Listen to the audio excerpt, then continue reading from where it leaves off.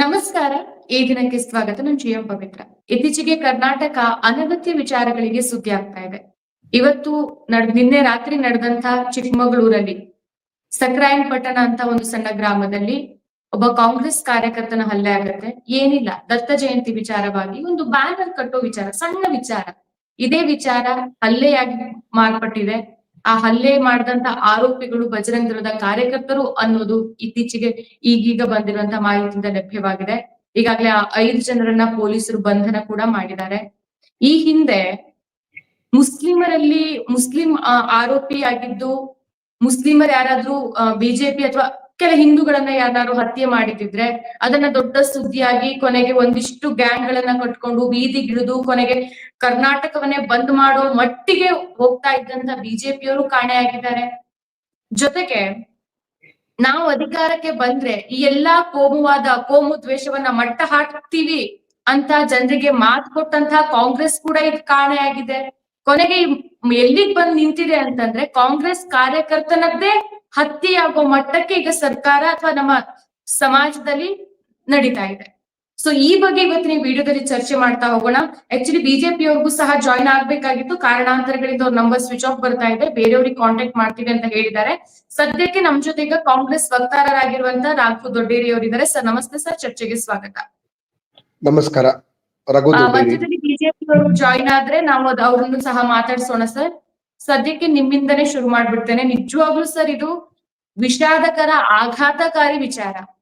ಕ್ಷುಲ್ಲಕ ಕಾರಣಕ್ಕೆ ಹತ್ಯೆಗಳೇ ನಡೀತಾ ಇದೆ ಅಂತಂದ್ರೆ ಕಾಂಗ್ರೆಸ್ ಅವರ ಕಾರ್ಯಕರ್ತರನ್ನು ಸಹ ಒಂದು ಸೇಫ್ ಮಾಡ್ಕೊಳ್ಳುವಂತ ಮಟ್ಟಿಗೆ ಇಲ್ವಾ ಅಂತ ನೋಡಿ. ದಯವಿಟ್ಟು ಒಂದು ಇಂಟರ್ಪ್ರಿಟೇಷನ್ ಅನ್ನ ರಾಂಗ್ ಇಂಟರ್ಪ್ರಿಟೇಷನ್ ಮಾಡೋದು ಬೇಡ. ನಾವು ಮತ್ತೆ ನೀವು ಮತ್ತೆ ಸಮಾಜದವರು ಎಲ್ಲಾರನ್ನು ಜವಾಬ್ದಾರಿಯುತವಾಗಿ ಈ ವಿಚಾರಗಳಲ್ಲಿ ನಾವು ವರ್ತಿಸ್ಬೇಕಾಗ್ತದೆ. ಮೊದಲನೇದಾಗಿ ಯಾರು ಆ ಹುಡುಗ ಏನು ಗೌಡ್ರು ತೀರೋಗಿದ್ದಾರೆ ಅಥವಾ ಏನು ಮರ್ಡರ್ ಆಗಿದೆ, ಅವರ ಆತ್ಮಕ್ಕೆ ಗೊತ್ತಿಲ್ಲ. ನನಗೆ ಕಾರಣ ಏನು ಅಂತ ಇನ್ನೂ ಗೊತ್ತಿಲ್ಲ. ನಮ್ಮ ಗೃಹ ಸಚಿವರು ಅದನ್ನ ಇನ್ವೆಸ್ಟಿಗೇಷನ್ ನಡೀತಿದೆ ಅಂತ ಹೇಳಿದ್ದಾರೆ.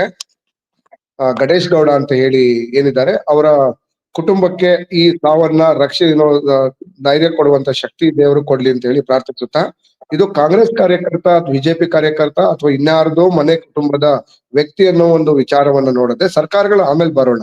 ಬಟ್ ಸಾಮಾನ್ಯವಾಗಿ ಯಾವುದೇ ಕುಟುಂಬದಲ್ಲಿ ಸಾವು ಅದು ಸಂಭವಿಸಬಾರದು. ಯಾಕೆ ಅಂತ ಹೇಳಿದ್ರೆ, ಒಬ್ಬ ವ್ಯಕ್ತಿಗೆ ಅತಿ ಹೈಯೆಸ್ಟ್ ಲಾಸ್ಟ್ ಕ್ರುಯಾಲಿಟಿ ಅಂತ ಹೇಳಿದ್ರೆ ಕೊಲೆ ಮಾಡುವುದು. ಈ ಕೊಲೆ ಮಾಡಿರ್ತಕ್ಕಂಥ ಯಾವುದೇ ಪಕ್ಷದವರಾಗ್ಲಿ, ಯಾರೇ ಆಗ್ಲಿ, ಯಾವುದೇ ಧರ್ಮ, ಜಾತಿ, ಭಾಷೆಗೆ ಸೇರಿರ್ತಕ್ಕಂಥದ್ದಾಗ್ಲಿ, ಇದು ಅಕ್ಷಮ್ಯ ಅಪರಾಧ. ಯಾರೇ ಮಾಡಿದ್ರು ತಪ್ಪು. ಈಗ ನಡೆದಿರ್ತಕ್ಕಂಥದ್ದು ಕೂಡ ಅಕ್ಷಮ್ಯ ಅಪರಾಧ. ಇದನ್ನ ಯಾವುದನ್ನು ಸುಮ್ಮನೆ ಕೂಡ್ತಕ್ಕಂಥ ಕೆಲಸ ಅಲ್ಲ. ಕಾರಣ ಏನೇ ಇರ್ಬೋದು, ಬಟ್ ಕಾರಣ ಏನೇ ಇದ್ರು ನೀವು ಒಬ್ಬ ವ್ಯಕ್ತಿಯ ಸಾವನ್ನ ನೀವು ಬಯಸೋದು ಅಥವಾ ಒಬ್ಬ ವ್ಯಕ್ತಿಯನ್ನ ಕೊಲೆ ಮಾಡುವ ಹಂತಕ್ಕೆ ನೀವು ಬರ್ತೀರಿ ಅಂತ ಹೇಳಿದ್ರೆ ಇದಕ್ಕಿಂತ ಘೋರ ಅಪರಾಧ ಈ ಪ್ರಪಂಚದಲ್ಲಿ ಇನ್ನೊಂದಿಲ್ಲ. ಅದು ಮಾಡ್ಲೇಬಾರ್ದು. ಬಟ್ ಇನ್ನ ಎರಡನೇ ವಿಚಾರ ಮಾತಾಡೋದಾದ್ರೆ, ಸರ್ಕಾರ ಕಾಂಗ್ರೆಸ್ ಕಾರ್ಯಕರ್ತನನ್ನೇ ಉಳಿಸ್ಕೊಳಕ್ಕಾಗಿಲ್ಲ ಅಂತಂದ್ರೆ ಇದು ಕಾಂಗ್ರೆಸ್ ಕಾರ್ಯಕರ್ತರಲ್ಲ, ಈ ರಾಜ್ಯದ ಪ್ರಜೆಗಳು. ಏನು 7 ಕೋಟಿ ಕನ್ನಡಿಗರಿದ್ದಾರೆ, ಪ್ರತಿಯೊಬ್ಬರು ಕನ್ನಡಿಗರು, 7 ಕೋಟಿ ಕನ್ನಡಿಗರ ರಕ್ಷಣೆ ಸರ್ಕಾರದ ಜವಾಬ್ದಾರಿ ಇರುತ್ತೆ. ಯಾವ ಕಾರಣಕ್ಕೆ ಈ ಗಲಾಟೆಗಳು ನಡೆದಿದೆ ಅಥವಾ ಏನಾದ್ರು ಅವರಲ್ಲಿ ವೈಯಕ್ತಿಕ ದ್ವೇಷ ಇತ್ತಾ ಅಥವಾ ಬೇರೆ ಕಾರಣ ಇದೆ ಅಥವಾ ಕೋಮು ಗಲಭೆನ ಸೃಷ್ಟಿಸಿದ ಹೇಗೆ ಮಂಗಳೂರಿನಲ್ಲಿ ನಾವು ಒಂದು ಹತೋಟಿಗೆ ತಂದಿದ್ದೇವೆ. ಮೊನ್ನೆ ತಾನೇ ಒಂದು ಆಕ್ಟ್ ಅನ್ನ ತರಬೇಕು ಅಂತೇಳಿ ನಾವು ಆಲ್ರೆಡಿ ಅನೌನ್ಸ್ ಮಾಡಿದ್ದೇವೆ. ಈ ಆಕ್ಟ್ ಅನ್ನ ಹೊಸದಾಗಿ ಯಾರು ಈ ಕೋಮು ದ್ವೇಷದಲ್ಲಿ ಇದು ಮಾಡ್ತಾರೆ ಅವ್ರಿಗೆ 7 ವರ್ಷ ಜೈಲು ಶಿಕ್ಷೆ ಅಂತ ಹೇಳಿ ಒಂದು ಆಲ್ರೆಡಿ ಆಕ್ಟ್ ಅನ್ನು ಕೂಡ ಮಾಡ್ತಾ ಇದ್ದೇವೆ. ಇದನ್ನ ತರೋದಕ್ಕೆ ಮೊದಲನೇ ಈ ರೀತಿ ಒಂದು ಇದನ್ನ ಮಾಡ್ತಾ ಇದ್ದಾರೆ ಅಂದ್ರೆ ಬಿಜೆಪಿ, ಬಜರಂಗ ದಳ ಮತ್ತೆ RSS ಹಿಂದುತ್ವ ತಂಡಗಳು ಏನಿದಾವೆ, ಹಿಂದೂ ಸಂಘಟನೆಗಳು ಐ ಥಿಂಕ್ ವಿಚಲಿತಗೊಂಡಿದ್ದಾರೆ ಅಂತ ಹೇಳಿ ನನ್ನ ವೈಯಕ್ತಿಕವಾದಂತ ಅನಿಸಿಕೆ. ಬಟ್ ಈ ಕಾನೂನಿನ ಸುವ್ಯವಸ್ಥೆ ವಿಚಾರಕ್ಕೆ ಬರೋದಾದ್ರೆ, ಈ ಹಿಂದೆ ಇಡೀ ದೇಶ ಕೋಮು ಧ್ರುವೀಕರಣಗೊಂಡಾಗ ನಾಡಿನ ಜನ ರೊಚ್ಚಿಗೆದ್ದು ಇದರಿಂದ ನಾವು ಹೊರಗೆ ಬರ್ಬೇಕು ಅಂತ ಅನ್ಕೊಂಡು ಹೋರಾಟ ನಡೆಸ್ತಾ ಇದ್ದಾಗ ಆ ಹೋರಾಟದ ಲಾಭ ಅಚಾನಕ್ ಆಗಿ ಕಾಂಗ್ರೆಸ್ ಸಿಗತ್ತೆ, ಕಾಂಗ್ರೆಸ್ಗೆ ಬಹುಮತ ಬರುತ್ತೆ, ಕಾಂಗ್ರೆಸ್ ಈಗ ಆಡಳಿತ ನಡೆಸ್ತಾ ಇದೆ, ಸರ್ಕಾರವಾಗಿದೆ. ಆ ಟೈಮ್ ನಲ್ಲಿ ಅಧಿಕಾರಕ್ಕೆ ಬರೋದಕ್ಕಿಂತ ಮೊದಲು ಕಾಂಗ್ರೆಸ್ ಕೊಟ್ಟಂತ ಮಾತು, ನಾವು ಕರ್ನಾಟಕದಲ್ಲಿ ಕೋಮು ದ್ವೇಷವನ್ನ, ಕೋಮುವಾದವನ್ನ ಮಟ್ಟ ಹಾಕ್ತೀವಿ ಅಂತ. ನಿಮ್ಮ ಪ್ರಣಾಳಿಕೆಯಲ್ಲೂ ಸಹ ಅದನ್ನೇ ಇತ್ತು. ನಿಮ್ಮ ನೋಡಿ, ಪ್ರಣಾಳಿಕೆಯಲ್ಲೂ ಸಹ ಅದೇ ಒಂದ್ ನಿಮಿಷ ಇತ್ತು. ದಯವಿಟ್ಟು ಅದನ್ನ ನೀವು ನೋಡಿ, ನಡ್ಸ್ಕೊಟ್ಟಿದ್ದೀರಾ ಹಾಗಿದ್ರೆ ಜನರಿಗೆ? ಒಂದು ನಿಮಿಷ. ಕಾಂಗ್ರೆಸ್ ಸರ್ಕಾರ ಅಧಿಕಾರಕ್ಕೆ ಬಂದಿರತಕ್ಕಂಥದ್ದು 7 ಕೋಟಿ ಕನ್ನಡಿಗರ ಆಶೀರ್ವಾದದಿಂದ ಹೊರತು ನಾವೇನು ಇದನ್ನ ಯಾವುದು ಬಿಜೆಪಿಯ ಗಲಾಟೆಯಿಂದ ಅಥವಾ ಬಿಜೆಪಿ ನಡೆದಂತ ಗಲಾಟೆಗಳಿಂದ ಕೋಮು ಗಲಭೆಯ ಯಾರೋ ಹೋರಾಟ ಮಾಡಿ ನಮಗೆ ಅಧಿಕಾರ ಕೊಟ್ಟಿರ್ತಕ್ಕಂಥದ್ದಲ್ಲ. 7 ಕೋಟಿ ಕನ್ನಡಿಗರು ಕಾಂಗ್ರೆಸ್ ಸರ್ಕಾರ 2013ರಿಂದ 2018ರವರೆಗೆ ಕೊಟ್ಟಂತ ಸಂದರ್ಭದಲ್ಲಿ ಎಲ್ಲಾ ಗ್ಯಾರಂಟಿಗಳನ್ನ ಇಂಪ್ಲಿಮೆಂಟ್ ಮಾಡಿ ರಾಜ್ಯದ ಜನತೆಗೆ ಸುಭಿಕ್ಷೆಯಾಗಿಟ್ಟಿದ್ರು ಅಂತ ಹೇಳಿ ನಮ್ಮನ್ನ ಮತ್ತೊಮ್ಮೆ ಆಯ್ಕೆ ಮಾಡಿದ್ದಾರೆ. ಪ್ಲಸ್ ನಾವು ಕೊಟ್ಟಿರ್ತಕ್ಕಂತ ಗ್ಯಾರಂಟಿ ಆಶ್ವಾಸನೆಗಳೇನಿದೆ ಆ ಆಶ್ವಾಸನೆಯ ಭಾಗವಾಗಿ ರಾಜ್ಯದ ಜನತೆ ನಮ್ಮನ್ನ ನಂಬಿ ಮತ್ತೊಮ್ಮೆ ನಮಗೆ ಅಧಿಕಾರ ಕೊಟ್ಟಿದ್ದಾರೆ ಹೊರತು ಬಿಜೆಪಿಯ ಗಲಾಟೆಗೆ ಅದರಿಂದ ಲಾಭ ಪಡೆದು ನಾವು ಬಂದಿದ್ವಿ ಅಂತ ಹೇಳ್ತಕ್ಕಂಥದ್ದು ತಪ್ಪು. ಬಟ್ ಈ ವಿಚಾರದಲ್ಲಿ ಹೌದು, ಅಫ್ಕೋರ್ಸ್ ನಾವ್ ಹೇಳಿದ್ದೇವೆ, ರಾಜ್ಯ ಸರ್ಕಾರ ನಾವು ಕಾಂಗ್ರೆಸ್ ಸರ್ಕಾರ ಮ್ಯಾನಿಫೆಸ್ಟೋದಲ್ಲಿ ಕೊಟ್ಟಿದ್ವಿ, 5 ಗ್ಯಾರಂಟಿಗಳನ್ನ ಕೊಟ್ಟಿದ್ವಿ. 100% ಏನು ನಾವು ಈಗ ರಾಜ್ಯದ ಜನತೆಗೆ ರಕ್ಷಣೆಯ ಗ್ಯಾರಂಟಿಯನ್ನು ಕೊಟ್ಟಿದ್ದೇವೆ. ಕೇಂದ್ರ ಸರ್ಕಾರ ಬೆಂಗಳೂರು ಸುರಕ್ಷಿತ, ದೇಶದಲ್ಲೇ ಅತಿ ಸುರಕ್ಷಿತ ನಗರ ಅಂತ ಹೇಳಿ NCRB ರಿಪೋರ್ಟ್ ಕೊಟ್ಟಿದೆ. ಅಂದ್ರೆ ಕೇಂದ್ರ ಸರ್ಕಾರನೇ ಬಿಜೆಪಿ ಸರ್ಕಾರವೇ ರಾಜ್ಯ ಸರ್ಕಾರಕ್ಕೆ ಶಬಾಸ್ಗಿರಿಯನ್ನ ಕೊಟ್ಟಿದೆ. ಕಾಂಗ್ರೆಸ್ ಸರ್ಕಾರ ಕೊಟ್ಟಿರ್ತಕ್ಕಂಥ ಗ್ಯಾರಂಟಿಯಿಂದ ಇಡೀ ದೇಶದಲ್ಲಿ ಕರ್ನಾಟಕ ನಂಬರ್ 1 ಇದೆ. ಯಾವ್ದ್ರಲ್ಲಿ? GSDP ನಲ್ಲಿ, ಗ್ರೋತ್ ನಲ್ಲಿ, ಕಾಂಗ್ರೆಸ್ ಗ್ಯಾರಂಟಿ ಯೋಜನೆಗಳನ್ನ ಅಭಿವೃದ್ಧಿ ಮಾಡಿದೆ, ಅದರಿಂದ ಜನರಿಗೆ, ಅದರಲ್ಲೂ ವಿಶೇಷವಾಗಿ ಮಹಿಳೆಯರಿಗೆ ಲಾಭ ಆಗ್ತಾ ಇದೆ. ಅದೆಲ್ಲವನ್ನ ಒಪ್ಕೊಳ್ಳೋಣ ಸರ್. ಕೋಮುವಾದವನ್ನ ನಿಗ್ರಹ ಮಾಡುವಲ್ಲಿ ಕಾಂಗ್ರೆಸ್ ಯಾಕೆ ಸೋತ್ ಹೋಗ್ತಾ ಇದೆ? ಕಾಂಗ್ರೆಸ್ ಸೋತಿದೆ ಅಂತ ಯಾಕೆ ಹೇಳ್ತೀರಾ? ಬಿಜೆಪಿಯ ವಿಚಲತೆ ಅಂತ ಹೇಳಿ ಅದನ್ನ ಇಂಟರ್ಪ್ರಿಟ್ ಮಾಡಿ. ಬಿಜೆಪಿ ಏನು ಈಗ ಮಂಗಳೂರಿನಲ್ಲಿ ಬಿಜೆಪಿ ಆಗಲಿ ಅಥವಾ ಬೇರೆ ಯಾವುದೇ ಸಂಘ ಪರಿವಾರ ಆಗ್ಲಿ ವಿಚಲಿತವಾಗೋದು ಅಥವಾ ಒಂದು ಪೀಕ್ ಲೆವೆಲ್ಗೆ ಹೋದ್ರೂ ಸಹ ಅದನ್ನ ಕಾನೂನಿನ ಮೂಲಕ ತಡೆಗಟ್ಟುವಂತ ಅಧಿಕಾರ ಇದೆ ಅಲ್ವಾ ಸರ್ ಕಾಂಗ್ರೆಸ್ಗೆ? ತಡೆಗಟ್ಟಿದ್ದೇವೆ. ಕರ್ನಾಟಕದಲ್ಲಿ ಬಿಜೆಪಿ ಸರ್ಕಾರ ಅಧಿಕಾರದಲ್ಲಿದ್ದಾಗ 11,365 ಕೊಲೆಗಳು ನಡೆದಿದ್ದವು. ಎಷ್ಟೇಳಿ? 11,365 ಕೊಲೆಗಳು, 39,950 ಚಿಲ್ಲರೆ, ರಫ್ಲಿ ಅರೌಂಡ್ 40,000 ಆಕ್ಸಿಡೆಂಟ್ ಗಳು ನಡೆದಿತ್ತು. ಸರಿ ಸುಮಾರು 12,000 ರೇಪ್ಗಳಾಗಿತ್ತು. ಸೊ ಇಷ್ಟೆಲ್ಲಾ ಘಟನೆಗಳು ನಡೆದಿದ್ದು ಅಂದ್ರೆ ಅದರಲ್ಲಿ ಕೆಲವು ಬೇರೆ ಬೇರೆ ಕಾರಣಗಳಿರ್ತವೆ. ಕೆಲವು ವೈಯಕ್ತಿಕ ದ್ವೇಷದಿಂದ ಆಗಿರ್ತವೆ, ಕೆಲವು ಏನೋ ಅವರಲ್ಲಿರ್ತಕ್ಕಂಥ ಬಿಸ್ನೆಸ್ ಇಂದ ಆಗಿರ್ತವೆ. ಈ ಮೂಲ ಕಾರಣವನ್ನ ನಾವು ಕಂಡಿಡಿದೆ ನಾವು ಯಾವುದೇ ಇದನ್ನ ಹೇಳಕ್ಕಾಗಲ್ಲ. ಹಿಂದಿನ ಬಿಜೆಪಿ ಸರ್ಕಾರದ ಅವಧಿಯಲ್ಲಿ ಸರಿಸುಮಾರು 37 ಜನ ಅಮಾಯಕ ದಲಿತ ಹಿಂದುಳಿದ ವರ್ಗದವರನ್ನ ಕೊಲೆ ಮಾಡಿದ್ರು ಬಿಜೆಪಿ ಸರ್ಕಾರದ ಅವಧಿಯಲ್ಲಿ. ನಮ್ಮ ಸರ್ಕಾರ ಬಂದ ಮೇಲೆ ಇದು ಕಾರಣ ಗೊತ್ತಿಲ್ಲ ನಮ್ಗೆ. ಈಗ ನಾವು ಎಲ್ಲಾರು ಮೇಲ್ನೋಟಕ್ಕೆ ಹೇಳ್ತಾ ಇರ್ತಕ್ಕಂಥದ್ದು ಹಿಂದೂ ಪರ ಸಂಘಟನೆಗಳು ಇದನ್ನ ಕೋಮುವಾದವನ್ನ ಹತ್ತಿಕ್ಕಲಿ ಚಿಕ್ಕಮಂಗ್ಳೂರ್ನಲ್ಲಿ ಬಾಲ ಬಿಚ್ಚಕ್ ಬಿಟ್ಟಿರ್ಲಿಲ್ಲ. ಬಟ್ ಇವಾಗ ಟ್ರೈ ಮಾಡ್ತಾ ಇದ್ದಾರೆ. ಈ ಬಾಲವನ್ನ ಹೇಗೆ ಕಟ್ ಮಾಡ್ಬೇಕು ಅಂತೇಳಿ ರಾಜ್ಯ ಸರ್ಕಾರ ಆಲ್ರೆಡಿ ಚಿಂತನೆ ಮಾಡಿದೆ. ಯಾರು ಬಾಲವನ್ನ ಬಿಚ್ಚುತ್ತಾರೆ, ಕಾನೂನು ಸುವ್ಯವಸ್ಥೆಯನ್ನ ಭಂಗ ತರ್ತಾರೆ, ಅವ್ರಿಗೆ ಗೋಲಿಬಾರ್ಗೂ ನಾವ್ ಹೆದರ್ಕೊಳ್ಳೋದಿಲ್ಲ. ಓಕೆ, ನೀನು ಮಾತಿಗೆ ಎದೆಗೆ ನೇರವಾಗಿ ಹೇಳುವಂತ ಕಣ್ಣಲ್ಲಿ ಕಣ್ಣಿಟ್ಟು ಮಾತಾಡುವ ಧೈರ್ಯನೂ ಸರ್ಕಾರಕ್ಕಿದೆ. ಸಮಯ ಬಂದಾಗ ತಪ್ಪು ಮಾಡಿದಂತವ್ರನ್ನ ಮಟ್ಟ ಹಾಕೋದಕ್ಕೆ ಎದೆಗೆ ಗುಂಡು ಹೊಡಿಸಿದ್ರು ರಾಜ್ಯ ಸರ್ಕಾರ ಹಿಂಜರಿಯೋದಿಲ್ಲ. ಯಾಕೆ ಅಂತ ಹೇಳಿದ್ರೆ ಈ ದೇಶದ ಕಾನೂನನ್ನ, ಬಾಬಾ ಸಾಹೇಬ್ ಅಂಬೇಡ್ಕರ್ ಕೊಟ್ಟಂತ ಕಾನೂನನ್ನ ಯಾರನ್ನು ಕೈಗೆತ್ಕೊಳ್ಬಾರ್ದು.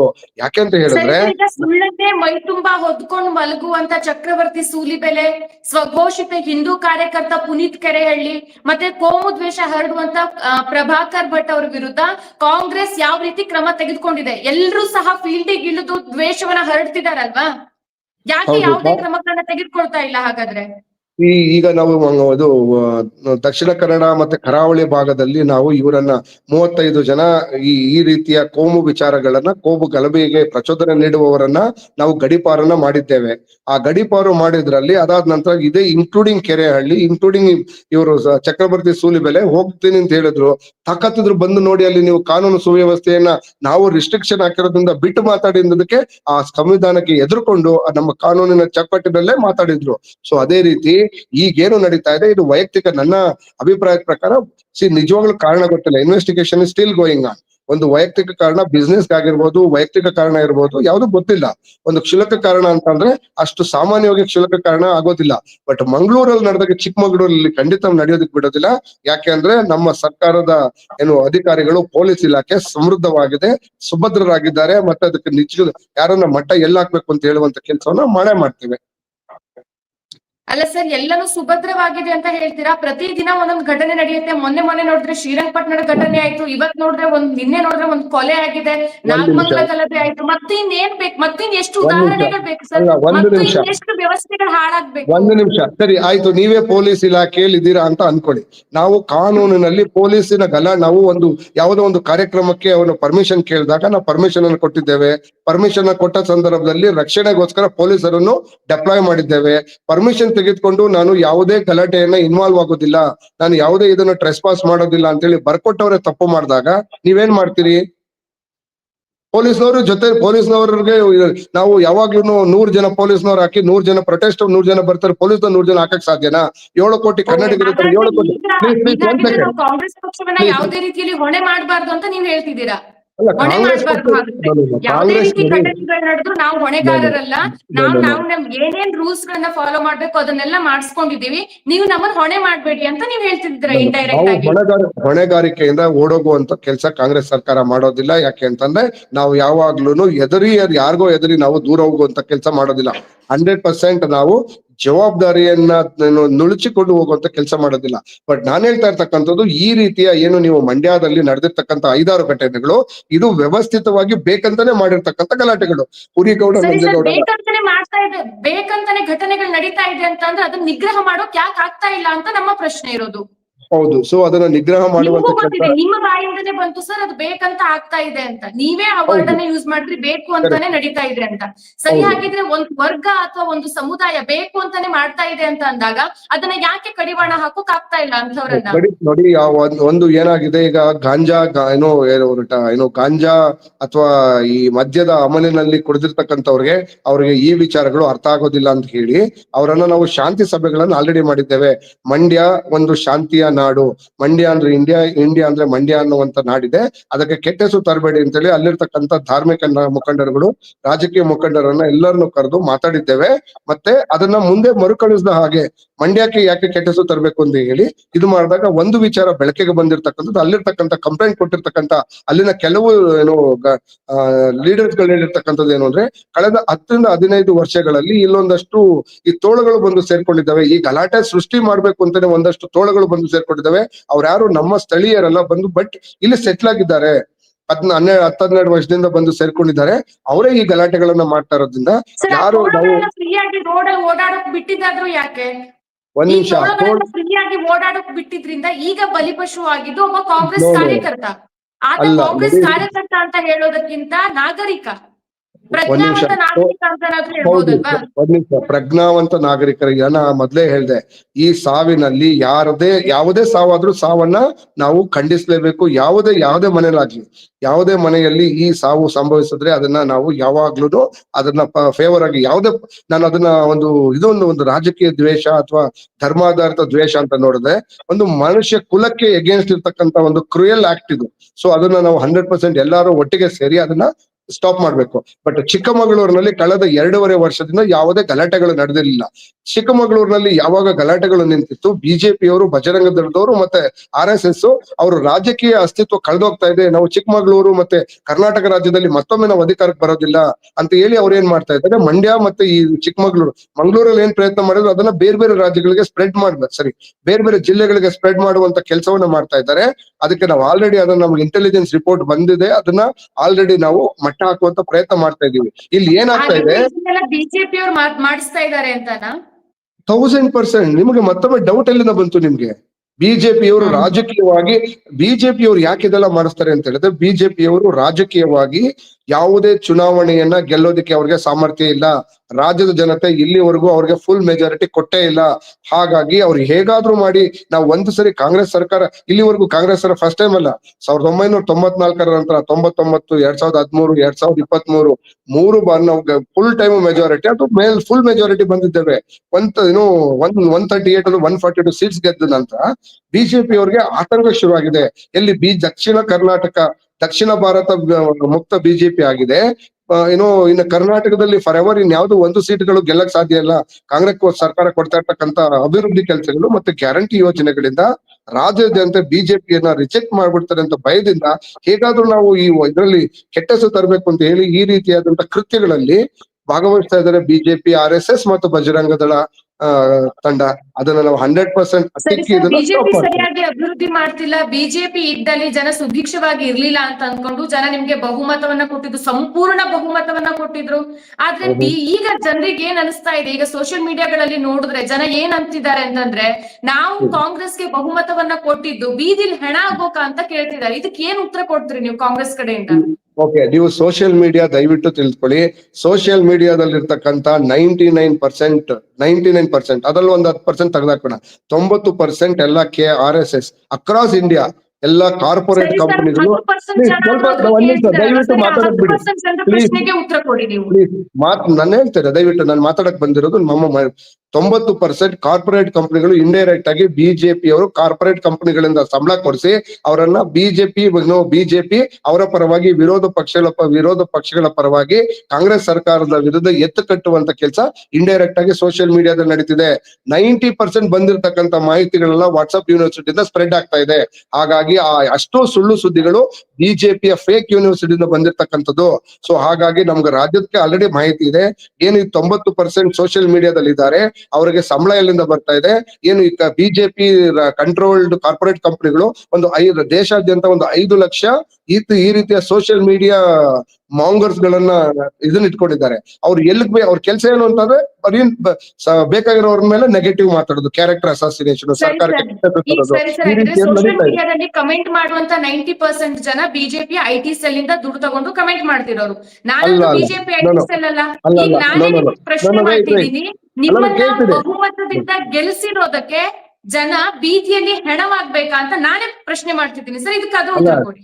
ಒಂದ್ ನಿಮಿಷ. ಬೀದಿಯಲ್ಲಿ ಹೆಣ ಆಗ್ಬೇಕು ಅಂತ ಹೇಳಿ ನಾವು ಯಾವತ್ತೂ ಬಯಸೋದಿಲ್ಲ. ಒಂದು ಸಣ್ಣ ಗಾಯನೂ ಆಗ್ಬಾರ್ದು ಅಂತ ಹೇಳಿ, ಒಬ್ಬರಿಗೆ ನೋವಾಗ್ಬಾರ್ದು ಅಂತ ಹೇಳಿ ಸರ್ವ ಜನಾಂಗದ ಶಾಂತಿಯ ತೋಟವನ್ನ ಕಟ್ಬೇಕು ಅಂತೇಳಿ ಕಾಂಗ್ರೆಸ್ ಸರ್ಕಾರ ಪ್ರಯತ್ನ ಮಾಡ್ತಾ ಇರೋದು.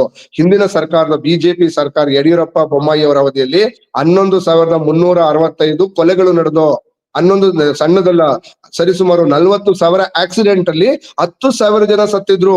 ಅಂದ್ರೆ ಈ ರೀತಿಯ ಗಲಾಟೆಗಳು ಅದು ಡೈರೆಕ್ಟ್ ಆಗಿ ಇಂಡೈರೆಕ್ಟ್ ಅಂದ್ರೆ ಅದು ನೇರವಾಗಿ ನ್ಯಾಚುರಲ್ ಆಗಿದೆಯಾ ಅಥವಾ ಏನು ಪ್ಲಾನ್ಡ್ ಮರ್ಡರ್ ಗಳಾಗಿದೆಯಾ, ಪ್ಲಾನ್ಡ್ ಆಕ್ಸಿಡೆಂಟ್ಸ್ ಆಗಿದೆಯಾ, ಅದನ್ನ ಯಾರು ಇನ್ವೆಸ್ಟಿಗೇಷನ್ ಮಾಡಕ್ಕಾಗ್ಲಿಲ್ಲ. ಬಟ್ ನಾವು ಆಲ್ರೆಡಿ ಇದನ್ನ ಕೇಳಿದ್ದೇವೆ. ನಾವು ದಯವಿಟ್ಟು ರಾಜ್ಯದಲ್ಲಿ ನಡೆದಿರ್ತಕ್ಕಂಥ ಆಕ್ಸಿಡೆಂಟ್ಸ್ ಮತ್ತೆ ಕೊಲೆಗಳನ್ನ ಒಂದು ಸಮಿತಿ ರಚನೆ ಮಾಡಿ ಅದ್ರ ಹಿಂದೆ ಯಾರಿದ್ದಾರೆ ಅಂತ ಹೇಳಿ ಇದ್ ಮಾಡ್ಬೇಕು. ಯಾಕೆ ಒಂದು ನಿನ್ನೆ ತಾನೇ ಯಾರೋ ಲೋಕಾಯುಕ್ತ ಆಫೀಸರ್ ನೆನೆ ಸತ್ತೋಗಿದ್ದಾರೆ. ಅಂದ್ರೆ ಸರಿಸುಮಾರು 25ರಿಂದ 30 ಜನ ಆಫೀಸರ್ಸ್ ಗಳು ಕಳೆದ 5-6 ವರ್ಷಗಳಿಂದ ಸತ್ತಿದ್ದಾರೆ ಅಂತಂದ್ರೆ ಇದ್ರ ಹಿಂದೆನೂ ಬೇರೆ ಒಂದು ಮಾಫಿಯಾ ಕೆಲಸ ಮಾಡ್ತಾ ಇದೆ. ಸೊ ಹಾಗಾಗಿ ಇದೆಲ್ಲ ಒಂದು ಸಣ್ಣ ಮಾಫಿಯಾಗಳಲ್ಲ, ಇದೊಂದು ದೊಡ್ಡ ಮಾಫಿಯಾ ಕೆಲಸ ಮಾಡ್ತಾ ಇದೆ. ಆ ಮಾಫಿಯಾವನ್ನ ಕಂಟ್ರೋಲ್ ಮಾಡ್ತಕ್ಕಂಥದ್ದು ಕಂಟ್ರೋಲ್ ಬೈ ಬಿಜೆಪಿ. ಈ ಮಾಫಿಯಾವನ್ನ ತಡೆಗಟ್ಟುವಲ್ಲಿ ಯಾವ ರೀತಿ ಕೆಲಸ ಮಾಡಿದಿರಾ? ಆಲ್ರೆಡಿ ನಾವು ಎಡೆಮುರಿ ಕಟ್ಟಿ ಆ ಮಾಫಿಯಾವನ್ನ mafia is nothing but BJP. So ನಾವು ಆಲ್ರೆಡಿ ಅದನ್ನ ಸ್ಟಾಪ್ ಮಾಡಿದ್ದೇವೆ. ಅದಕ್ಕೋಸ್ಕರನೇ ರಾಜ್ಯದಲ್ಲಿ ಗಲಾಟೆಗಳು ಕಮ್ಮಿ ಆಗಿದೆ. ಅದಕ್ಕೆ ಬೆಂಗಳೂರು ದೇಶದಲ್ಲೇ ಸುರಕ್ಷಿತ ನಗರ ಅಂತ ಹೇಳಿ ಕೇಂದ್ರ ಸರ್ಕಾರನೇ ನಮಗೆ ಸರ್ಟಿಫಿಕೇಟ್ ಅನ್ನ ಕೊಟ್ಟಿದೆ. ಈ ರೀತಿ ಘಟನೆ ಆಗ್ಬಾರ್ದು. ಬರೀ ಬೆಂಗಳೂರು ಅಲ್ಲ ಸರ್, ಬೇರೆ ಬೇರೆ ಜಿಲ್ಲೆಗಳಿದೆ, ಬೇರೆ ಬೇರೆ ತಾಲೂಕುಗಳಿದೆ, ಹಳ್ಳಿಗಳಿದೆ, 1000 ಹಳ್ಳಿಗಳಿದೆ. ಈಗ ಘಟನೆ ನಡೆದಿರೋದು ಸಹ ಬೆಂಗಳೂರಲ್ಲಿ ಅಲ್ಲ, ಶ್ರೀರಂಗಪಟ್ಟಣ ಬೆಂಗಳೂರಲ್ಲಿ ಬರೋದಿಲ್ಲ ಅಲ್ಲ ಸರ್? ಅಲ್ಲ, ಶ್ರೀರಂಗಪಟ್ಟಣದಲ್ಲಿ ಆಗಿರ್ತಕ್ಕಂಥದ್ದೇನು ಗಲಾಟೆ ಟಾರ್ಗೆಟ್ ಮಾಡ್ತೀರಾ? ಅಲ್ಲ, ನಾನ್ ನಿಮ್ಗೆ ಹೇಳ್ತಾ ಇರ್ತಕ್ಕಂಥದ್ದು, ಅವರು ಪ್ಲಾನ್ ಮಾಡಿದ್ದು ಅಲ್ಲಿ ಗೋಲಿಬಾರ್ಸನ ಮಾಡಿಸ್ಬೇಕು, ಗೋಲಿಬಾರ್ ಮಾಡ್ಬೇಕು, ಕೊಲೆಗಳಾಗ್ಬೇಕು ಅಂತ ಹೇಳಿ ಪ್ಲಾನ್ ಮಾಡಿದ್ರು. ಇದನ್ನ ನಾವು ರಾಜ್ಯ ಸರ್ಕಾರ ಅದನ್ನ ಹತ್ತಿಕ್ಕಿದ್ದೇವೆ. ಏನು ಮಂಡ್ಯದಲ್ಲಿ ಹೇಗಾದ್ರೂ ಮಾಡಿ ಇವತ್ತೇನು ಚಿಕ್ಕಮಗಳೂರು ಮತ್ತೆ ಮಂಗಳೂರಿನ ಕರಾವಳಿ ಭಾಗದಲ್ಲಿ ಕೊಲೆಗಳು ನಡೀತಿದೆ. ಆ ಕೊಲೆಗಳನ್ನ ಮಂಡ್ಯದಲ್ಲಿ ಮಾಡ್ಬೇಕು, ಹಳೆ ಮೈಸೂರು ಭಾಗದಲ್ಲಿ ಮಾಡ್ಬೇಕು ಅಂತ ಹೇಳಿ ತುಂಬಾ ಪ್ರಯತ್ನವನ್ನ ಮಾಡಿದ್ರು. ಅದನ್ನ ನಾವು 4 ಘಟನೆಗಳಲ್ಲಿ ಹತ್ತಿಕ್ಕಿದ್ದೇವೆ. ಅವರ ಮೂಲ ಉದ್ದೇಶ ಗಲಾಟೆ ಮಾಡೋದಲ್ಲ. ಗಲಾಟೆನಲ್ಲಿ ನಿಂತಿದೆ ಬಟ್ ಅವರ ಮೂಲ ಉದ್ದೇಶ ಇದ್ದಿದ್ದು ಒಂದು 5-6 ಎಣೆಗಳನ್ನ ಬೀಳ್ಸ್ಬೇಕು, ಈ ಭಾಗದಲ್ಲಿ ಶಾಂತಿಯನ್ನ ಕದಡಬೇಕು ಅಂತ ಹೇಳಿ ಪ್ರಯತ್ನವನ್ನ ಮಾಡಿದ್ರು. ಆ ಪ್ರಯತ್ನವನ್ನ ರಾಜ್ಯ ಸರ್ಕಾರ ಈಗ ಶಾಂತಿಯನ್ನ ಕದಡಬೇಕು, ಅಲ್ಲಿ 4-5 ಹೆಣಗಳನ್ನ ಬೀಳ್ಸ್ಬೇಕು ಅಂತ ಬಿಜೆಪಿಯವರು ಪ್ಲಾನ್ ಮಾಡಿದ್ರು ಅನ್ನೋದು ನಿಮ್ಗೆ ಘಟನೆ ನಡೆದ ನಂತರ ಗೊತ್ತಾಯ್ತಾ ಅಥವಾ ಅದಕ್ಕೂ ಮೊದಲೇ ಇಂಟೆಲಿಜೆನ್ಸ್ ರಿಪೋರ್ಟ್ ಅಲ್ಲಿ ಬಂದಿತ್ತಾ? ಇಂಟೆಲಿಜೆನ್ಸ್ ರಿಪೋರ್ಟ್ ಬೇಸಿಸ್ ಮೇಲೆ ನಾವು ಅಲ್ಲಿ ಹೆಚ್ಚಿನ ಭದ್ರತೆಯನ್ನ ಮಾಡಿ ಇಂಟೆಲಿಜೆನ್ಸ್ ಅನ್ನ ಕೆಲವರನ್ನ ಮೊದಲೇ ಅರೆಸ್ಟ್ ಮಾಡಿ ಅವನ್ನೆಲ್ಲ ನಾವು ಸೀಕ್ರೆಟ್ ಆಗಿ ಕೆಲವರನ್ನ ಹೊರಗಡೆ ಬಿಟ್ಟಿಲ್ಲ ನಾವು. ಅದನ್ನೆಲ್ಲ ಆದ್ರೂ ಕೂಡ ಅವ್ರದ್ದೇನು action A plan B C ತರ ನಮಗೆ ಗೊತ್ತಾಗಲ್ಲ. ಇಂಟೆಲಿಜೆನ್ಸ್ ಅಲ್ಲಿ 100% ಎಲ್ಲಾನು ಗೊತ್ತಾಗಲ್ಲ. ಆಕ್ಷನ್ ಎ ಬಿ ಸಿ ಗೊತ್ತಾದ ನಂತರ ನಾವು ರಿಸ್ಟ್ರಿಕ್ಷನ್ ಅನ್ನ ಮಾಡಿ ಕಾನೂನನ್ನ ಸುವ್ಯವಸ್ಥೆ ಅಂದ್ರೆ ಅಲ್ಲಿ ಏನು ಅಹಿತಕರ ಘಟನೆಗಳು ನಡೆದಾಗೆ ಅವಾಯ್ಡ್ ಮಾಡಿದ್ದೇವೆ. ಆದ್ರೆ ಏನ್ ಗೊತ್ತಾ, ಈಗ ನಾನು ನೀವು ನಡ್ಕೊಂಡು ಹೋಗ್ತಾ ಇರ್ತೀವಿ ರಸ್ತೆನಲ್ಲಿ, 7 ಕೋಟಿ ಜನರು ಎಲ್ಲಾರ್ಗು ಒಬ್ಬೊಬ್ರು ಪೊಲೀಸರು ಕೊಡೋದಕ್ಕಾಗೋದಿಲ್ಲ. ನಾವು ನೀವು ನಡ್ಕೊಂಡು ಹೋಗ್ತಾ ಇರ್ತೀವಿ, ಸಡನ್ ಆಗಿ ಏನೋ ನನ್ನ ಕೈಲಿ ನನ್ನ ಬ್ಯಾಗ್ ಅಲ್ಲಿ ಇರ್ತಕ್ಕಂತ ಚಾಕುನ ದೊಣ್ಣೆನ ತಗೊಂಡು ಪಕ್ಕದಲ್ಲಿರೋರು ಹೊಡೆದ್ಬಿಟ್ರೆ ಪೊಲೀಸರು ಅವ್ರ ರಕ್ಷಣೆ ಕೊಡಕ್ಕಾಗೋದಿಲ್ಲ. ಆದ್ರೆ ಈ ರೀತಿಯಾದಂತ ಒಂದು ಸರಿ ಯಾರು ಮಾಡ್ತಾರೆ ಅವ್ರಿಗೆ ಏನು ಇದನ್ನ ಯಾರು ಗೂಂಡಾ ಕಾಯ್ದೆ ಹಾಕಿ ಅವ್ರನ್ನ ಒಳಗಡೆ ಹಾಕಿ ಅವ್ರನ್ನ ಫಾರ್ ಎವರ್ ಅವ್ರನ್ನ ಕಂಟ್ರೋಲ್ ಮಾಡುವಂತ ಕೆಲಸವನ್ನ ನಾವು ಆಲ್ರೆಡಿ ಮಾಡ್ತಿದ್ದೇವೆ. ಯಾರು ರೌಡಿಗಳಿದ್ದಾರೆ, ಇದಕ್ಕೆಲ್ಲ ಮುಖ್ಯ ಕಾರಣ ಏನು ಅಂತಂದ್ರೆ ಇಂದಿನ ಬಿಜೆಪಿ ಸರ್ಕಾರ ಇಳಿಯೋದಕ್ಕಿಂತ 3 ತಿಂಗಳು ಮೊದಲು 24,763 ರೌಡಿಗಳಿಗೆ ಕ್ಲೀನ್ ಚಿಟ್ ಕೊಟ್ಟಿತ್ತು. ಆ ಕ್ಲೀನ್ ಚಿಟ್ ಕೊಟ್ಟ ರೌಡಿಗಳು ಇವತ್ತು ಈ ಗಲಾಟೆಗಳನ್ನ ಮಾಡ್ತಾ ಇದ್ದಾರೆ. ಆ ಬಾಲವನ್ನ ಏನು ರೌಡಿಗೆ ಶೀಟರ್ ಅಂತ ಏನೋ ನಾವು ರೆಕಾರ್ಡ್ ಆಗಿತ್ತು ಅವ್ರದೇ ಸರ್ಕಾರದ ಬಿಜೆಪಿ ಸರ್ಕಾರದ ಅವಧಿಯಲ್ಲಿ ಸರಿಸುಮಾರು 25,000 ರೌಡಿಗಳಿಗೆ ಕ್ಲೀನ್ ಚಿಟ್ ಕೊಟ್ಟ ನಂತರ ಅದು ಏನಾಗಿದೆ, ಇದು ದೊಡ್ಡ ಏನೋ ಇವಾಗ ಅವರೆಲ್ಲ ಬಾಲ ಬಿಚ್ಚಕ್ ಶುರು ಮಾಡಿದ್ದಾರೆ. ಅವಾಗ ಆ ಋಣವನ್ನ ತೀರಿಸುವಂತ ಕೆಲಸ ಮಾಡ್ತಾ ಇದ್ದಾರೆ. ಯಾಕೆ ಅಂತಂದ್ರೆ ಸೈಲೆಂಟ್ ಸುನಿಲ್ ಇರ್ಬೋದು, ಇವತ್ತು ಸೈಲೆಂಟ್ ಸುನಿಲ್ ಒಬ್ಬ ರೌಡಿ ಅಂತ ಗೊತ್ತಿದ್ರು ಯಾಕೆ ಬಿಜೆಪಿ ಅವ್ರ ಮನೇಲಿ ಹೋಗಿ ಬರ್ತ್ಡೇ ಸೆಲೆಬ್ರೇಟ್ ಮಾಡಿದ್ರು, ಯಾಕೆ ಸೈಕಲ್ ರವಿ ಈ ರೀತಿ ಹಲವಾರು ರೌಡಿಗಳ ಮನೆಗಳಿಗೆ ಹೋಗಿ first time in the history of India ಅಥವಾ ಮೋಸ್ಟ್ಲಿ ಬಹುಶಃ ಪ್ರಪಂಚದಲ್ಲಿ ಒಬ್ಬ ರೌಡಿಗೆ ಪ್ರಧಾನ ಮಂತ್ರಿಗಳು ನಮಸ್ಕಾರ ಮಾಡಿದ್ ಯಾರಿಗೆ ಅಂತಂದ್ರೆ ಅದು ಸೈಕಲ್ ರವಿಗೆ. ಸೊ ಒಬ್ಬ ರೌಡಿಗೆ ನಮಸ್ಕಾರ ಮಾಡುವಂತ ಕೆಟ್ಟ ಸಂಪ್ರದಾಯವನ್ನ ಬಿಜೆಪಿ ಹುಟ್ಟು ಹಾಕ್ತು ಅಂತಂದ್ರೆ ಇನ್ನು ರೌಡಿಗಳನ್ನ ಎಷ್ಟು ಬೆಳೆಸ್ತಾ ಇದ್ದಾರೆ.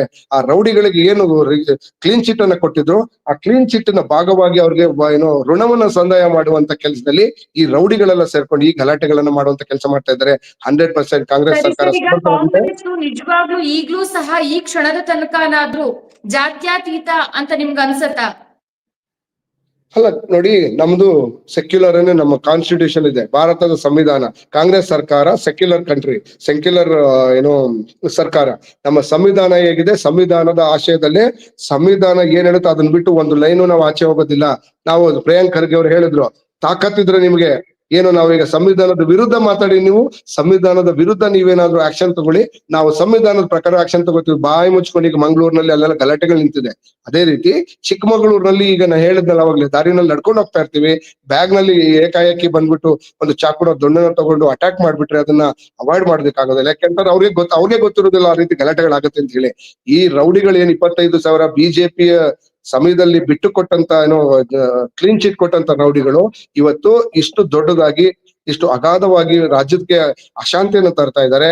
ಅವಶ್ಯಕತೆ ಬಂದ್ರೆ ನಾವು ಯಾವುದಕ್ಕೂ ಏಸೋದಿಲ್ಲ, ಆಕ್ಷನ್ ಅನ್ನ ಕಾನೂನು ಸರ್ಕಾರ ಕೋಮು ಭಾಷಣವನ್ನ ಮಾಡಿದ್ರೆ, ಕೋಮು ದ್ವೇಷಿ ಭಾಷಣವನ್ನ ಮಾಡಿದ್ರೆ 3 ವರ್ಷ ಜೈಲು ಶಿಕ್ಷೆ ಕೊಡ್ತೀವಿ ಅಂತ ಹೇಳಿತ್ತು. ಇಲ್ಲಿ ತನಕ ಎಷ್ಟು ಜನರಿಗೆ ಜೈಲು ಶಿಕ್ಷೆ ಕೊಡ್ಸಿದೀರಾ? ಇಲ್ಲ, ಅದಕ್ಕೆ ಆಕ್ಟ್ ಯಾರು ಮಂಗಳೂರಿನಲ್ಲಿ ಯಾರು ಹೋಗಿದ್ದಾರೆ? ಮಂಗಳೂರಿನ ಭಾಗದಲ್ಲಿ ಯಾರು ಒಬ್ರು ಮಾತಾಡಿದ್ದಾರೆ ಹೇಳಿ? ಜಾಗನೇ ಕೊಟ್ಟಿಲ್ಲಲ್ಲ ಮಾತಾಡೋದಕ್ಕೆ. ಯಾರು ಮಾತಾಡಿದ್ದಾರೆ? ಇತ್ತೀಚೆಗೆ ಯಾರು ಮಾತಾಡಿದ್ದಾರೆ? ನಾವು ಕಾನೂನು ತಂದ ಮೇಲೆ ಒಂದು ಘಟನೆಗಳು ನಡೆದಿಲ್ಲ, ಆ ಘಟನೆಗಳು ನಡಿಬಾರ್ದು ಅಂತ ಹೇಳಿ ನಾವು ಹೊಸ ಕಾನೂನನ್ನೇ ಅದಕ್ಕೆ ಒಂದು ಆಕ್ಟ್ ಅನ್ನೇ ಮಾಡ್ತಾ ಇದೀವಿ. ಆ ಆಕ್ಟಿನ ಪ್ರಕಾರ ಹೇಗೆ CRPC ಇದೆ, ಆ CRPC ರೀತಿ ಒಂದು ಆಕ್ಟ್ ಅನ್ನ ತರ್ತಾ ಇದ್ದೇವೆ. ಆ ಆಕ್ಟ್ ಅನ್ನ ತಂದ ನಂತರ almost we will control everything. Okay, ನೀವೇ ಹೇಳಿದಾಗೆ ನಿಮ್ಮ ಮ್ಯಾನಿಫೆಸ್ಟೋದಲ್ಲೇ ಇದ್ದ ಹಾಗೆ ಕೋಮು ದ್ವೇಷಿ ಅಥವಾ ಕೋಮು ಹೇಳಿಕೆಗಳು ಅಥವಾ ಈ ರೀತಿ ಘಟನೆಗಳನ್ನೆಲ್ಲ ನಡೆದ್ರೆ ನಾವು ಖಂಡಿತವಾಗ್ಲೂ ಅಂತ ಒಂದು ಸಂಘ ಪರಿವಾರವನ್ನ ಬ್ಯಾನ್ ಮಾಡ್ತೀವಿ ಅಂತ ಹೇಳಿದ್ರೆ, ಅದ್ರಲ್ಲಿ ನೀವು ಬಜರಂಗ ದಳದ ಹೆಸರನ್ನು ಸಹ ತಗೊಂಡಿದ್ವಿ. ಈಗ ಬಜರಂಗ ದಳದ ಕಾರ್ಯಕರ್ತರಿಂದ ಒಬ್ಬ ವ್ಯಕ್ತಿಯ ಕೊಲೆ ಆಗಿದೆ. ಈಗ ನೀವು ಬಜರಂಗ ದಳವನ್ನ ಬ್ಯಾನ್ ಮಾಡ್ತೀರಾ ಅಥವಾ ಇನ್ನು ಎಷ್ಟು ಕೊಲೆಗಳಾಗೋ ತನಕ ಕಾಯ್ತಿರ್ತೀರಾ? ನಾವು ಮೊನ್ನೆ ತಾನೇ ಚಿತ್ತಾಪುರದ ವಿಚಾರದಲ್ಲಿ ಮಾತಾಡಿದ್ದೀವಿ. ಚಿತ್ತಾಪುರದಲ್ಲಿ ನಾವು ಈಗ RSS ಒಂದು ಸಂಘಟನೆ ಅಲ್ಲ, ಅದೊಂದು ಲೈಕ್ ಅವರು ಅನ್ರಿಜಿಸ್ಟರ್ಡ್ ಕಂಪನಿ. ಅದೊಂದು ಬ್ಲಾಕ್ ಮನಿ ಟ್ರಾನ್ಸಾಕ್ಷನ್ ಮಾಡ್ತಕ್ಕಂತ ಒಂದು ಅದು ಗ್ಯಾಂಗ್ ಅದು. ಓಕೆ, RSS ಹೇಗೆ ಅಂತ ಹೇಳಿದ್ರೆ ಒಬ್ಬರಿಂದ ಇನ್ನೊಬ್ರು ವೈಟ್ ಮನಿ ಇದೆಯಲ್ಲ ಅದನ್ನ ಕೆಲವರಿಂದ ತಗೊಂಡು ಈ ಬ್ಲಾಕ್ ಮನಿ ಟ್ರಾನ್ಸಾಕ್ಷನ್ ಒಂದು ಪ್ಯಾರಲಲ್ ಎಕನಾಮಿಕ್ ಕ್ರಿಯೇಟ್ ಮಾಡುವಂತ ಒಂದು ಸಂಸ್ಥೆ ಅಷ್ಟೇನೆ. ಅದರಲ್ಲಿ ರಿಜಿಸ್ಟರ್ಡ್ ಇಲ್ಲ, ಏನೂ ಇಲ್ಲ. ಅಮೆರಿಕದಲ್ಲೂ ದುಡ್ಡು ಬರ್ತದೆ, ಬೇರೆ ಏನೋ ದುಡ್ಡು ಬರ್ತದೆ. ಇಲ್ಲಿವರೆಗೂ ನಾವು 100 ಸರಿ ಪ್ರಶ್ನೆ ಕೇಳಿದ್ವಿ. ಪ್ರಿಯಾಂಕ್ ಖರ್ಗೆ ಅವರು ಕೂಡ 100 ಸರಿ ಪ್ರಶ್ನೆ ಕೇಳಿದ್ದಾರೆ. ಅವ್ರು ಯಾವ್ದು ಉತ್ತರನೇ ಕೊಟ್ಟಿಲ್ಲ ದುಡ್ಡೆಲ್ಲಿಂದ ಬರುತ್ತೆ ಅಂತ ಹೇಳಿ. ಯಾಕೆಂದ್ರೆ ಅವ್ರು ದುಡ್ಡೆಲ್ಲಿ ಬರ್ತದೆ, ಯಾಕೆಂದ್ರೆ ದುಡ್ಡು ಬರುತ್ತೆ, ಅವ್ರು ಐಡೆಂಟಿ ತೋರ್ಸಕ್ ಆಗ್ತಾ ಇಲ್ಲ, ಅಥವಾ ಅದನ್ನ ಬ್ಲಾಕ್ ಸಂಸ್ಥೆಯಿಂದಾನೆ RSS ನ ಒಂದು ಅಂಗ ಸಂಸ್ಥೆ ಬಜರಂಗ ದಳ, ಆ ಒಂದು ಅಂಗ ಸಂಸ್ಥೆಯಿಂದ ಈಗ ಒಂದು ಕೊಲೆ ನಡೆದಿದೆ. ಈಗ ನಿಮ್ಮ ಆಕ್ಷನ್ ಏನು ಅಂತ ಕೇಳ್ತಾ ಇದ್ದೀನಿ ಸರ್. ಅಲ್ಲ ನಾವು ಜನರ ಸೋಷಿಯಲ್ ಪರವಾಗಿ. ಮೀಡಿಯಾ ನೋಡಿ ನಾವು ಸೋಷಿಯಲ್ ಮೀಡಿಯಾ ಮಾಧ್ಯಮಗಳಲ್ಲಿ ಬರುವ ವರದಿಯ ಆಧಾರದ ಮೇಲೆ ನಾವು ಆಕ್ಷನ್ ಅನ್ನು ತೆಗೆದುಕೊಳ್ಳೋದಿಲ್ಲ. ನಮ್ಮ ಪೊಲೀಸ್ ಇಲಾಖೆ, ಗೃಹ ಇಲಾಖೆ ನಡೆಸುವ ತನಿಖೆಯಿಂದ ಬಂದಂತ ರಿಪೋರ್ಟಿನ ಆಧಾರದ ಮೇಲೆ ನಾವು ಆಕ್ಷನ್ ಅನ್ನು ತೆಗೆದುಕೊಳ್ತೇವೆ. ರಿಪೋರ್ಟ್ ತನಿಖೆ ಇನ್ನು ಕಂಪ್ಲೀಟ್ ಆಗಿಲ್ಲ. ತನಿಖೆ ಮುಗಿದ ನಂತರ ಕೂಡಲೇ ನಾವು ಅದಕ್ಕೇನ್ ಆಕ್ಷನ್ ತೆಗೆದುಕೊಳ್ಬೇಕು ಅದನ್ನ 100% ಆಕ್ಷನ್ ತೆಗೆದುಕೊಳ್ತೇವೆ. ಇನ್ ಕೇಸ್ ಅದೇನಾದ್ರು ಈ ಬಜರಂಗ ದಳ ಕಾರ್ಯಕರ್ತನೇ ಅಂದ್ರೆ ಹಿಂದೂ ಕೋಮು ದ್ವೇಷ ಹರಡಲು ಮಾಡಿದ್ದಾರೆ ಅಂತಂದ್ರೆ ಅದಕ್ಕೆ ಪೂರಕವಾದಂತ ಆಕ್ಷನ್ ತೆಗೆದುಕೊಳ್ತೇವೆ. ಅಥವಾ ವೈಯಕ್ತಿಕವಾಗಿ ಇಬ್ಬರ ನಡುವಿನ ವೈಯಕ್ತಿಕ ದ್ವೇಷದಿಂದ ಅಥವಾ ಈಗಾಗಲೇ ಅವ್ರ ಇನ್ಯಾವುದೋ ಕುಟುಂಬ ಸಹ ಹೇಳಿದೆ ಸರ್, ಬಜರಂಗ್ ದಳದ ಜೊತೆಗಿನ ಒಂದು ಜಗಳನೇ ಈ ಕೊಲೆಗೆ ಕಾರಣ ಅಂತ ಕೊಲೆಯಾದ ವ್ಯಕ್ತಿಯ ಕುಟುಂಬವೇ ಹೇಳಿದ್ದಾರೆ. ಇಲ್ಲ ನೋಡಿ, ಒಂದು ಇನ್ವೆಸ್ಟಿಗೇಷನ್ ಮುಗಿಯುವವರೆಗೆ ನಾವು ನಾನು ನೀವು ಅಥವಾ ಸೋಷಿಯಲ್ ಮೀಡಿಯಾದಲ್ಲಿ ಬರುವಂತ ರಿಪೋರ್ಟ್ ಅನ್ನ ನಂಬ್ಕೊಂಡು ನಾವು ಈ ಆಕ್ಷನ್ ತೆಗೆದುಕೊಳ್ಳಕ್ ಆಗೋದಿಲ್ಲ. ಸೊ ನಾವು ಥ್ರೂ ಇನ್ವೆಸ್ಟಿಗೇಷನ್ ಆಗ್ತದೆ. ತನಿಖೆ ಆದ ನಂತರ ತನಿಖೆಯ ಆಧಾರದ ಮೇಲೆ ಯಾರು ತಪ್ಪಿತಸ್ಥರಿರ್ತಾರೆ ಅವರನ್ನ ಕಾನೂನು ಅಡಿಯಲ್ಲಿ ಯಾವ ಶಿಕ್ಷೆ ಕೊಡ್ಬೇಕು 100% ಕೊಡ್ತೇವೆ. ಬಟ್ ಇನ್ನೊಂದು ನಾನು ನಿಮ್ಗೆ ಅಶ್ಯೂರ್ ಮಾಡ್ತೇನೆ, ಇವತ್ತೇನ್ ಘಟನೆಗಳು ವೈಯಕ್ತಿಕ ಜಗಳಗಳನ್ನ ನಾನು ಹೇಳಿದ್ದಲ್ಲ, ಕಳೆದ 1923ರವರೆಗೆ ಪ್ರತಿ ವರ್ಷ ಸರಿಸುಮಾರು 10 ರಿಂದ 11 ಸಾವಿರ ಕೊಲೆಗಳು ನಡೆದಿದೆ ಅಂತೇಳಿ. ಅದ್ರಲ್ಲಿ ಕೆಲವು ವೈಯಕ್ತಿಕ ದ್ವೇಷ, ಕೆಲವು ಬಿಸ್ನೆಸ್, ಕೆಲವು ಎಕ್ಸ್ಟಾರ್ಷನ್ ಕೇಸ್ಗಳು, ಈ ರೀತಿ ಹಲವಾರು ಕ್ಯಾಟಗರಿ ಇದಾವೆ. ಹಲವಾರು ಕ್ಯಾಟಗರಿನಲ್ಲಿ ನಡೆದಿರ್ತಕ್ಕಂಥ ಕೊಲೆಗಳನ್ನ ರಾಜ್ಯ ಸರ್ಕಾರ ಅದನ್ನ ಆಲ್ರೆಡಿ ನಮ್ಮ ಸರ್ಕಾರ ಬಂದ್ಮೇಲೆ ಕಮ್ಮಿ ಆಗಿದೆ. ನೀವೊಂದ್ಸರಿ NCRB ರಿಪೋರ್ಟ್ ಅನ್ನು ತೆಗೆದು ನೋಡಿ. ನಮ್ಮ ಸರ್ಕಾರ ಬಂದ ಮೇಲೆ ಕೊಲೆಗಳು ಕಮ್ಮಿ ಆಗಿದೆ, ರೈತರ ಸೂಸೈಡ್ ಕಮ್ಮಿ ಆಗಿದೆ. 100 ಸೊ ಅಂದ್ರೆ ಅಂತ ಅರ್ಥ, ನಮ್ಮ ಸರ್ಕಾರ ಅಭಿವೃದ್ಧಿ ಪೂರಕವಾಗಿ ಕರ್ನಾಟಕವನ್ನು ಸರ್ವ ಜನಾಂಗದ ಶಾಂತಿಯ ತೋಟವನ್ನಾಗಿ ಮಾಡುವಂತ ಕೆಲಸವನ್ನ ನಾವು ಮಾಡ್ತಾ ಇದ್ದೇವೆ. ಇನ್ನೊಂದು ಹೇಳ್ತೇನೆ, ಇಂದಿನ ಸರ್ಕಾರದ ಅವಧಿಯಲ್ಲಿ ನೀವು ಕೂಡ ಮಾಧ್ಯಮದಲ್ಲಿ ಮಾತಾಡ್ತಿದ್ರಿ, ಎಷ್ಟೋ ಸರಿ ಎಲ್ಲಾ ಚಾನೆಲ್ಗಳು ಚರ್ಚೆ ಆಗ್ತಿತ್ತು. ಈ ಔಟರ್ ರಿಂಗ್ ರೈಟ್ಸ್ ಹೋದ್ರೆ ನೀವು ನೈಜೀರಿಯಾ ಮತ್ತೆ ಆಫ್ರಿಕನ್ ಪ್ರಜೆಗಳದ್ದು ಕಾಟ ತಡ್ಕೊಳಕ್ಕಾಗಲ್ಲ ಅಂತೇಳಿ. ಯಾಕೆ ಈ ತರ ಚರ್ಚೆ ಬರ್ತಾ ಇಲ್ಲ, ಇವಾಗ ಯಾಕೆ ಬರ್ತಾ ಇಲ್ಲ? ಅದು ಅಂದ್ರೆ ನಮ್ಮ ಸರ್ಕಾರ ದಿಟ್ಟ ಹೆಜ್ಜೆಯನ್ನ ತೆಗೆದುಕೊಂಡಿದೆ. ನಾವು ಬೆಂಗಳೂರನ್ನ ಗಾಂಜಾ ಡ್ರಗ್ಸ್ ಫ್ರೀ ಬೆಂಗಳೂರನ್ನ ಮಾಡ್ಬೇಕು ಅಂತೇಳಿ ಮಾನ್ಯ ಇವರು ಗೃಹ ಸಚಿವರು ಪಣವನ್ನ ತೊಟ್ಟು ಆಲ್ಮೋಸ್ಟ್ ಇರಾಡಿಕೇಶನ್ ಹಂತಕ್ಕೆ ಬಂದಿದ್ದೇವೆ. ಈಗ್ಲೂ ಅಲ್ಲಲ್ಲಿ ಒಂದೊಂದು ಕೇಸ್ಗಳು ಬರ್ತಾ ಇದೆ. ಅಂದ್ರೆ ಅಂತ ಅರ್ಥ, ನಮ್ಮ ಪೊಲೀಸ್ ಇಲಾಖೆ, ಗೃಹ ಇಲಾಖೆ ಸ್ಟ್ರಾಂಗ್ ಆಗಿದ್ದಾರೆ. ಇವತ್ತು ಕೂಡ ಗೃಹ ಸಚಿವರು ಹೇಳಿದ್ದಾರೆ, ನಾನು ಲಂಚ ಮುಟ್ಟೋರ್ನ ಸಹಿಸೋದಿಲ್ಲ ಅಂತ ಹೇಳಿ ಆಕ್ಷನ್ ತಗೊಳ್ತೀನಿ ಅಂತ ಹೇಳಿದ್ದಾರೆ. ಇಷ್ಟೆಲ್ಲ ಆದ್ಮೇಲೆ ನಿಮ್ಮ ಪ್ರಣಾಳಿಕೆಯಲ್ಲಿ ನೀವೇ ಕೊಟ್ಟ ಹಾಗೆ ಬಜರಂಗ್ ದಳವನ್ನ ಯಾಕೆ ಬ್ಯಾನ್ ಮಾಡಿಲ್ಲ? ಕೊನೆ ಪ್ರಶ್ನೆ. ಅಲ್ಲ, 100% ಅದಕ್ಕೆ ಸೂಕ್ತ ಸಮಯದಲ್ಲಿ ಈಗ ನಮ್ಮ ಲೀಡರ್ಸ್ ಗಳು ನೋಡ್ತಾರೆ. ಈಗ ಒಂದು ಸರಿ ನಾವು ಇದನ್ನ ಕೆಲವು ಆಕ್ಷನ್ ತೆಗೆದುಕೊಂಡ ತಕ್ಷಣ ಬಜರಂಗ ದಳದವರು ಎಲ್ಲ ತಣ್ಣಗಾಗಿದ್ರು. ಈಗ ಮತ್ತೊಮ್ಮೆ ಬಾಲ ಬಿಚ್ಚುವಂತ ಕೆಲಸ ಏನಾದ್ರು ನಿಜವಾಗ್ಲೂ ಮಾಡಿದಿದ್ರೆ ಅದನ್ನ ಬಾಲ ಕಟ್ ಮಾಡುವಂತ ಕೆಲಸ ಮಾಡ್ತೇವೆ. ಹಾಗಿದ್ರೆ ಈ ಕಾಂಗ್ರೆಸ್ ಕಾರ್ಯಕರ್ತನ ಹೊಣೆಯನ್ನ ಕಾಂಗ್ರೆಸ್ ಸರ್ಕಾರ ಹೊತ್ಕೊಳ್ಳತ್ತಾ? ಒಂದ್ ನಿಮಿಷ, ಕಾಂಗ್ರೆಸ್ ಸರ್ಕಾರ ಇದು ಕಾಂಗ್ರೆಸ್ ಸರ್ಕಾರದ ಎಲ್ಲಾ ಕೊಲೆಗಳನ್ನು ಸರ್ಕಾರಗಳೇ ಹೊರಬೇಕಾಗ್ತದೆ.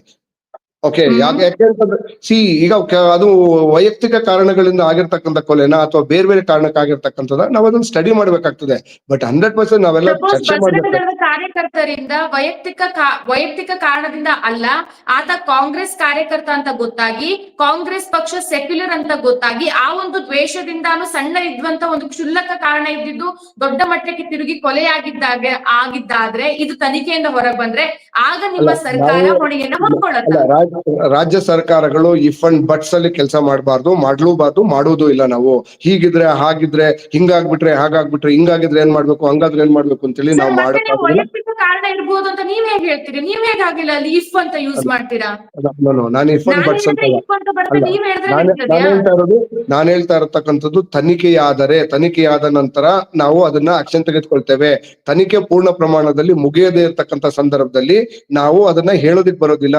ನಾವು ಅದನ್ನ ಅಸಂಪ್ಷನ್ ಅಲ್ಲಿ ಇಮ್ಯಾಜಿನೇಟಿವ್ ಇದನ್ನು ಕೂಡ ನಾವು ಮಾಡಕ್ಕಾಗೋದಿಲ್ಲ. ಜರ್ನಲಿಸಂ ಮಾಡಕ್ಕಾಗಲ್ಲ. ನಾವು let us have the investigation paper in our hand. But ಸರ್ಕಾರ ಒಂದಂತೂ ನಿಮ್ಗೆ ಅಶ್ಯೂರ್ ಮಾಡ್ತೇನೆ ಮತ್ತೆ ಸ್ಟ್ರಿಕ್ಟ್ ಆಗಿ ಹೇಳ್ತಾ ಇದ್ದೇನೆ, ಯಾರು ಕಾನೂನು ಕಾನೂನನ್ನ ಕೈಗೆತ್ಕೊಳ್ತಾರೆ ಅವರ ಬುಡ ಎಡೆಮುರಿ ಕಟ್ಟುವಂತ ಕೆಲಸವನ್ನ ಸರ್ಕಾರ ಆಲ್ರೆಡಿ ಮಾಡಿದೆ. ಇದನ್ನ ಸಹಿಸೋದಿಲ್ಲ, ನಾವು ಸುಮ್ನೇನು ಕೂಡ ಇರೋದಿಲ್ಲ. ಆದ್ರೆ ಮ್ಯಾನಿಫೆಸ್ಟೋ ಮಾಡೋಕ್ಕಿಂತ ಮುಂಚೆ ಈ ವಿಚಾರ ಯಾವ್ದು ಗಮನಕ್ಕೆ ಬಂದಿರ್ಲಿಲ್ವಾ ಸರ್? ಯಾವ್ದು ಹೇಳಿ? ಅದಕ್ಕೋಸ್ಕರ ವಿಚಾರವನ್ನ ಬ್ಯಾನ್ ಮಾಡೋ ವಿಚಾರವನ್ನ ಮೆನ್ಷನ್ ಮಾಡುವಾಗ ಇದು ಯಾವ್ದು ಸಹ ನಿಮ್ ಗಮನಕ್ಕೆ ಬಂದಿರ್ಲಿಲ್ವಾ? ಅಲ್ಲ, 2.5 ವರ್ಷದಲ್ಲಿ ಈ ರೀತಿಯಾದಂತ ಗಲಾಟೆಗಳು ನಡೆದಿರ್ಲಿಲ್ಲ. ಅಂದ್ರೆ ಅಂತ ಅರ್ಥ, ಅವರು ಮುಂದಿನ ದಿನಗಳಲ್ಲಿ ನಡೆದ್ರೆ ನಾವು ಅದನ್ನ ಬ್ಯಾನ್ ಮಾಡ್ತೀವಿ ಅಂತ ಮ್ಯಾನಿಫೆಸ್ಟೋದಲ್ಲಿ ಹೇಳಿದ್ದ. ಅಲ್ಲ ಗಲಾಟೆಗಳು ನಡೆದ್ರೆ ನಾವು ಅಧಿಕಾರಕ್ಕೆ ಬಂದ್ರೆ ನಾವು ಬ್ಯಾನ್ ಮಾಡ್ತೀವಿ ಅಂತಾನೆ ಹೌದು. ಮೆನ್ಷನ್ ಮಾಡಿದ್ರು. ಹೌದು, ನಾವು ಅಧಿಕಾರಕ್ಕೆ ಬಂದ್ರೆ ಬ್ಯಾನ್ ಮಾಡ್ತೀವಿ ಅಂತ ಹೇಳಿದ್ವಿ, ಈಗ್ಲೂ ಬದ್ಧರಾಗಿದ್ದೇವೆ. ಆದ್ರೆ ಏನು ಅಂದ್ರೆ ಅವ್ರು ಒಂದು ಸರಿ ನಾವು ಬ್ಯಾನ್ ಮಾಡ್ತೀವಿ ಅಂದಾಗ ಸೈಲೆಂಟ್ ಆಗಿದ್ರು. ಈಗ ಮತ್ತೊಮ್ಮೆ ಬಾಲ ಬಿಚ್ಚುವಂತ ಕೆಲಸ ಏನಾದ್ರು ಮಾಡಿದ್ರೆ ಅದಕ್ಕೆ ಸೂಕ್ತ ಕ್ರಮವನ್ನು ತೆಗೆದುಕೊಳ್ತೇವೆ. Okay sir. ಸೊ ವೀಕ್ಷಕರೇ, okay sir, thank you so much join ಆಗಿದ್ದಕ್ಕೆ. ಸೊ ವೀಕ್ಷಕರೇ ನೋಡಿದ್ರಲ್ವಾ, ಇದಿಷ್ಟು ಇವತ್ತಿನ ಸಕ್ರಾಯ ಪಟ್ಟಣದ ಚರ್ಚೆ ಆಗಿತ್ತು. ಈ ಒಂದು ಪ್ರಕರಣ ಮುಂದಿನ ದಿನಗಳಲ್ಲಿ ಯಾವ ರೀತಿ ಯಾವ ಹಂತವನ್ನ ತಲುಪತ್ತೆ ಅನ್ನೋದನ್ನ ಕಾದ್ ನೋಡೋಣ. Thank you so much. ಮತ್ತಷ್ಟು ವಿಶೇಷ ವಿಡಿಯೋಗಳನ್ನು ನೋಡಲು ಮತ್ತು ಹೊಸ ವಿಡಿಯೋಗಳ ಬಗ್ಗೆ ತಿಳಿಯಲು ಈ ದಿನ .com ಯೂಟ್ಯೂಬ್ ಚಾನೆಲ್ ಸಬ್ಸ್ಕ್ರೈಬ್ ಮಾಡಿ ಮತ್ತು ಬೆಲ್ ಐಕಾನ್ ಕ್ಲಿಕ್ ಮಾಡಿ.